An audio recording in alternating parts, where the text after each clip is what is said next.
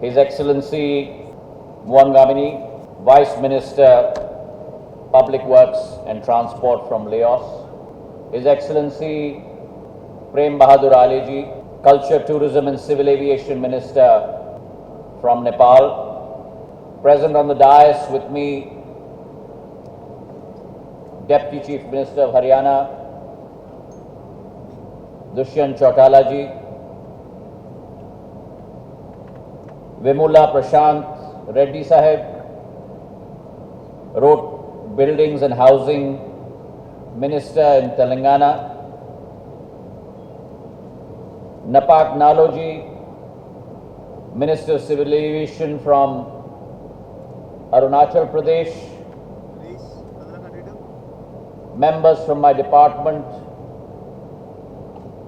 Secretary Rajiv Bansal ji, Chairman of Airports Authority of India, Sanjeev Kumar ji, Joint Secretary in my department, Usha Padi ji, and the representative from FICCI, and the representative of Airbus, Remy Mellard.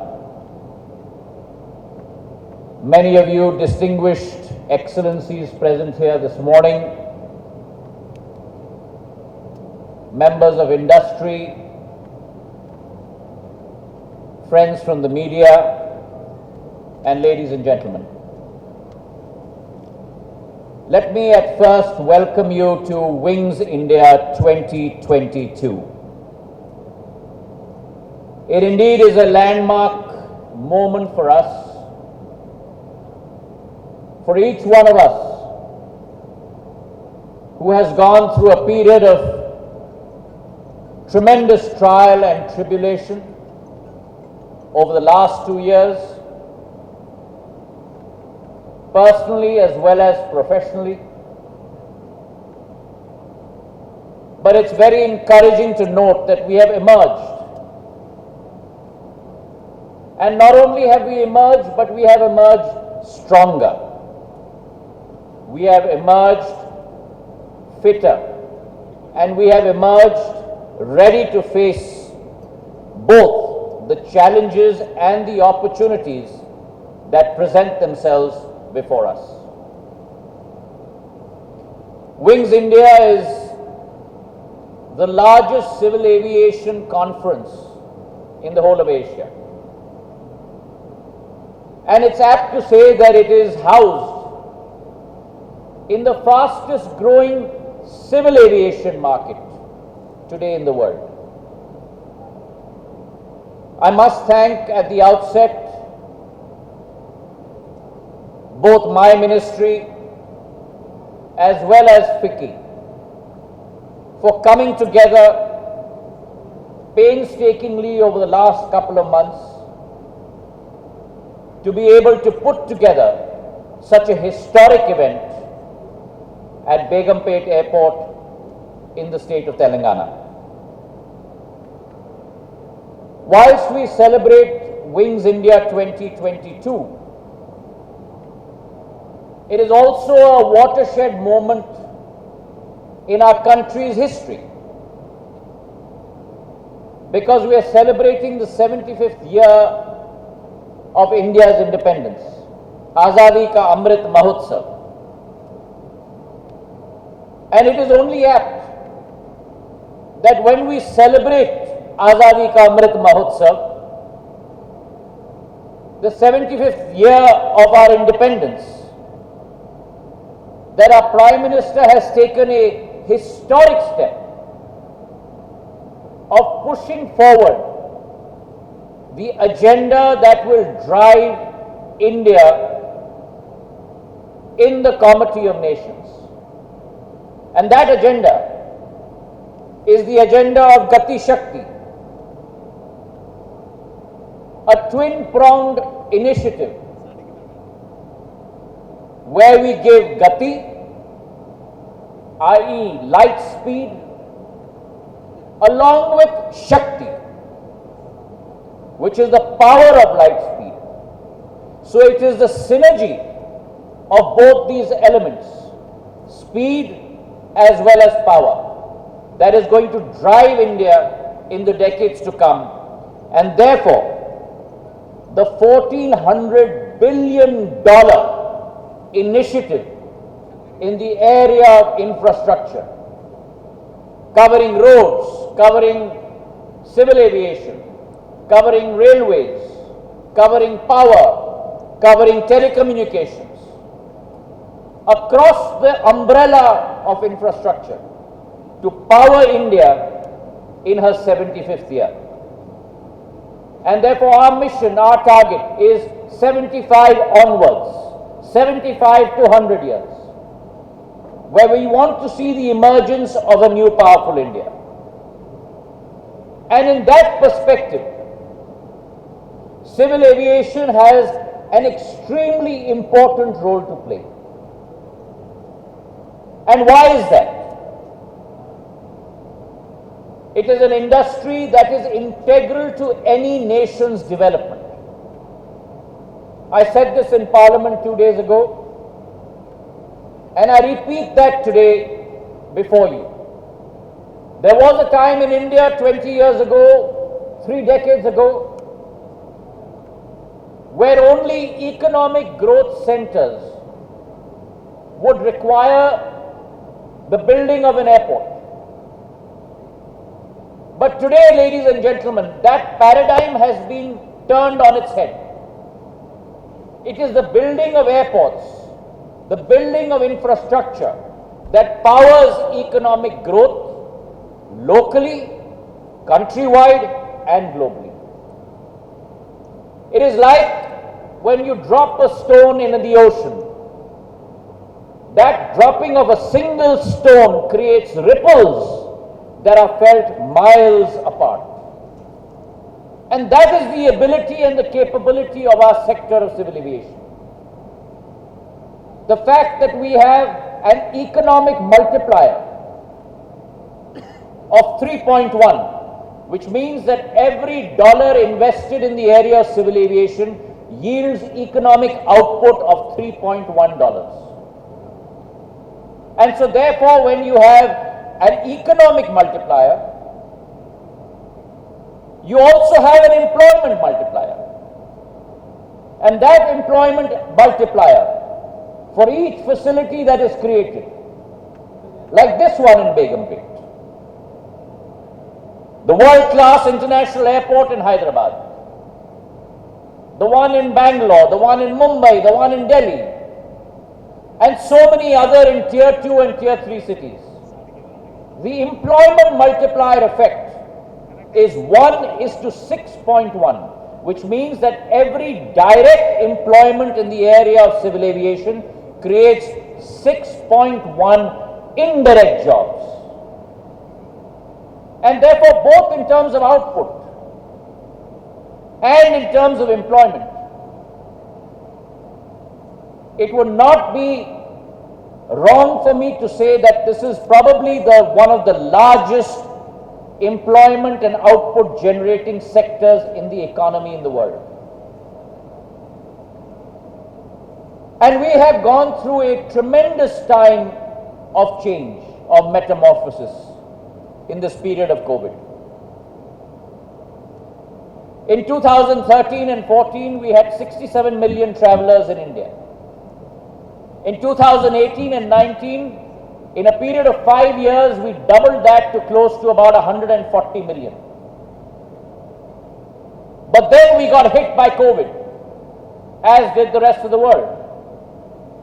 But even through this COVID period, between the first wave and the second wave, between the second wave and the third wave, if there is a sector that has re-emerged strongly, what economists call a V-shaped recovery in terms of customers, that sector, ladies and gentlemen, is the sector of civil aviation. Post the second wave,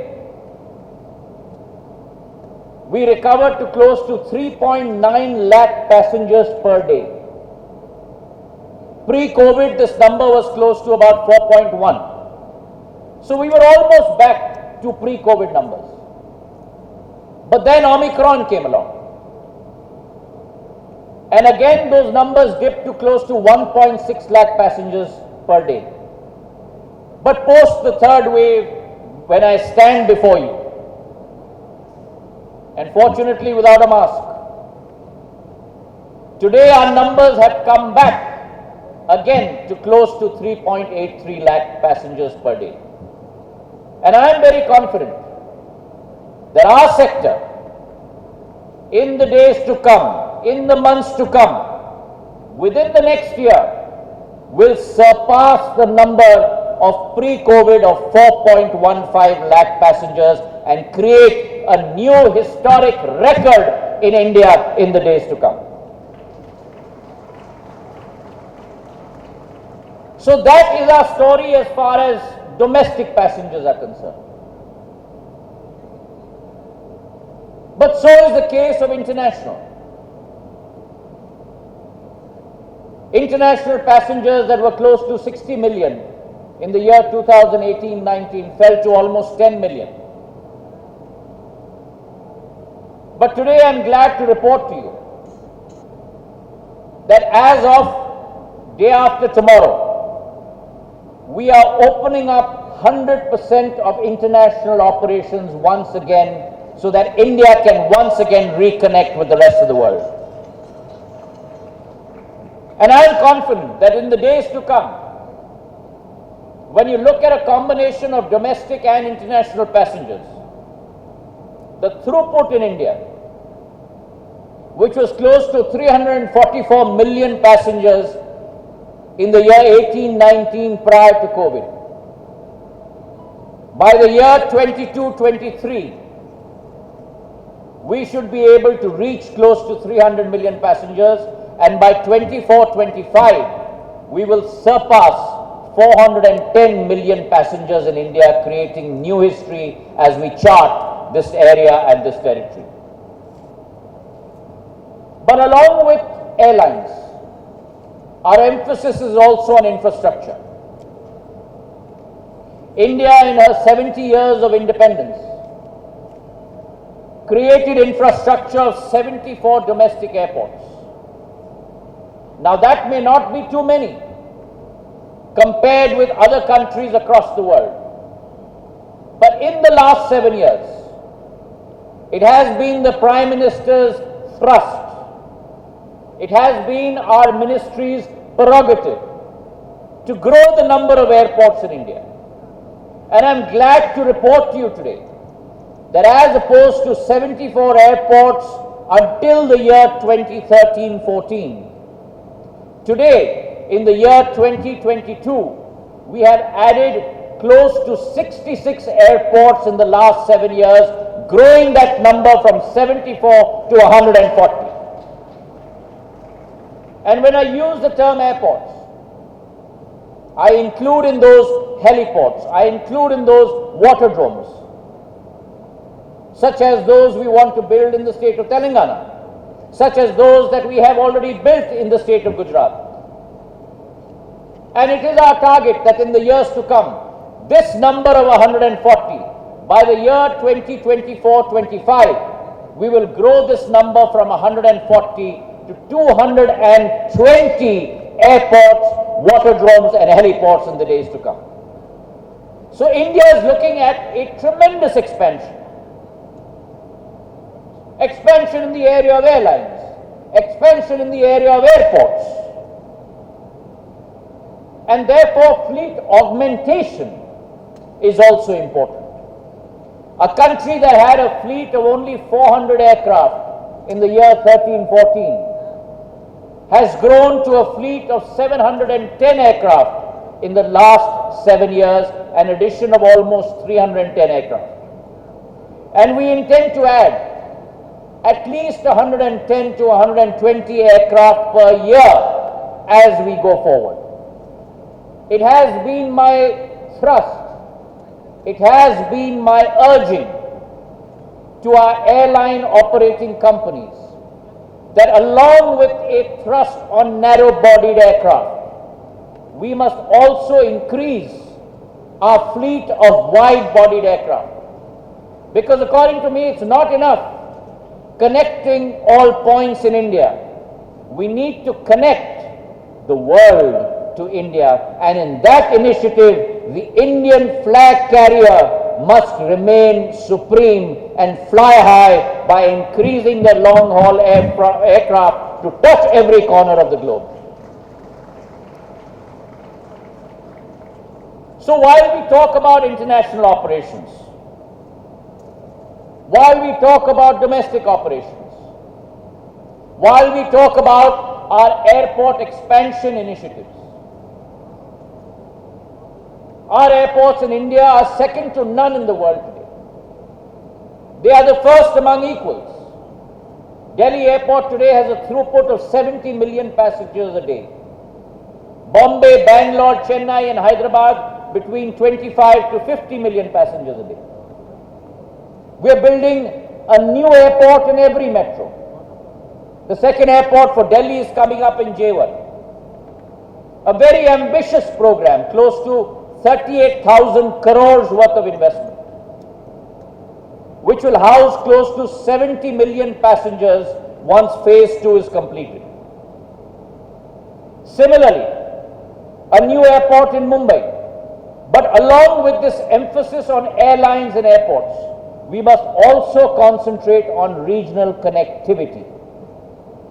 Because for us, it is not good enough connecting India to the world. It is not good enough connecting metros and big cities. We must provide last mile connectivity. The concept of the Prime Minister of Ude Desh Ka Aam Nagrik, the Udan Yojana, जिसके अंतर्गत हवाई चप्पल पहनने वाला भी हवाई जहाज में उड़ पाए, उस आशा और अभिलाषा को हमें साकार करना होगा. It is the mission that we must connect every single citizen with the capability to be able to fly. A revolution that we have seen in the telecom sector, where telecom has moved from a low volume, high margin game to a high volume, low margin game. The airline sector is already there. And it is our initiative through Udan to make this accessible to the common man at the last mile village in the 600,000 villages in India. And I am very proud standing before you today that the Udan Yojana of my ministry today has connected close to 409 routes. Today has enabled close to 1,75,000 flights till date. Today has enabled close to 91 lakh people in our country who have never flown in a plane before to be connected through the airwaves to be able to reach their near and dear ones. Airports in cities that never even imagined that they would be connected. Cities like on the coastal area in Orissa, Jharsuguda, Darbhanga, Roopsi in Assam, Kishangarh in Rajasthan, Pasighat in Arunachal Pradesh, the first airport in Arunachal Pradesh. And today I am very proud as an Indian citizen that our northeastern states today have 15 airports positioned there. And in the days to come, we will be inaugurating new advanced landing grounds in the state of Arunachal Pradesh. We must make sure that this capability is accessible to every single citizen, whether the northernmost tip of India, the southernmost tip of India, the westernmost tip of India, or the easternmost tip of India. That is the aim of our government in the days to come. But along with airlines and with airports, along with connectivity, there is a whole ecosystem in the area of civil aviation. We have to make sure that we plant very strong roots of that ecosystem in India. And that was something that was not imaginable 10 to 15 years ago. But today we have achieved that scale. And therefore, the civil aviation ecosystem does not consist only of airlines and airports. It consists of cargo. It consists of MROs. It consists of flying training organizations. It consists of the new sector of drones. It consists of ground handling. And all of this has to come together to enable the civil aviation sector to fly high in India. And therefore, we brought about new policies in the area of MRO, where we have scrapped royalties, lowered rental rates on land, lowered GST from 18 to 5%. That has seen the emergence of new MROs in India. Almost 10 new MROs have come on board. We also realize that planes and airports are not good enough until we have the men and women, more importantly the women in the civil aviation industry, to man those planes and those aircrafts. I am very proud to note that we have a strength of close to 9,000 pilots in our country.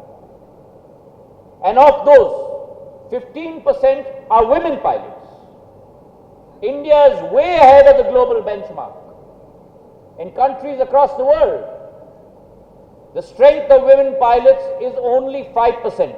But in India, we are 3 times of that at 15% of our pilot strength. But that's an area that also needs to be increased. We have 34 flying training organizations in India today. We intend to increase those numbers. We have already bid out and sanctioned 9 new flying training organizations based in states from Assam and Lilabari to Kalburgi to Khajuraho, across multiple states. And in the days to come, we are sanctioning another 15 FTOs from Cooch Behar to Tezu to Jharsuguda to Deoghar to Meerut to Kishangarh to Hubli to Kadapa to Bhavnagar to Salem, across the length and breadth of India. And along with MROs and FTOs, the new sector of drones that my friend Reddy Saab talked about, that our long session yesterday on drone policy. We believe that the time has come that India has to be a global leader and not a global follower. And the area of drone presents that opportunity in India, where the government has taken the first landmark step, the rapid step, where generally governments are criticized for latency.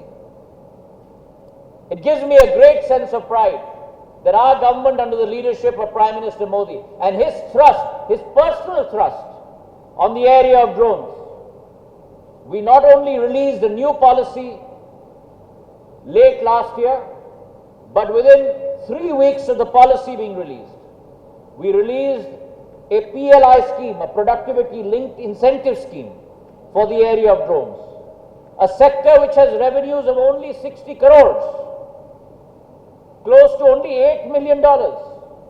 A PLI scheme has been released for that sector, close to 2 times the revenue of manufacturing, close to 120 crores in the next 3 years. And along with that PLI scheme, we had promised you that we will release an airspace map within 30 days. And yes, ladies and gentlemen, Government of India and the Ministry of Civil Aviation, along with all line ministries and state governments, released that airspace map within 30 days to enable the sector to take off. And along with that airspace map, the frameworks, the logistical policies that are required were released. I believe that government's role is threefold in any emerging sector. The first is policy making. The second is creating incentives. The third is creating demand. And in the sector of drones, we have done all three. We have released policy. We have created incentivized networks and policies, and we have also created the demand, because 8 or 9 line ministries of the government, the Ministry of Agriculture, the Ministry of Petroleum and Natural Gas, the Ministry of Mining, the Ministry of Panchayati Raj with land records, have been tasked with the responsibility of using drones for every possible requirement across the length and breadth of India. So we see this as a new opportunity for New India.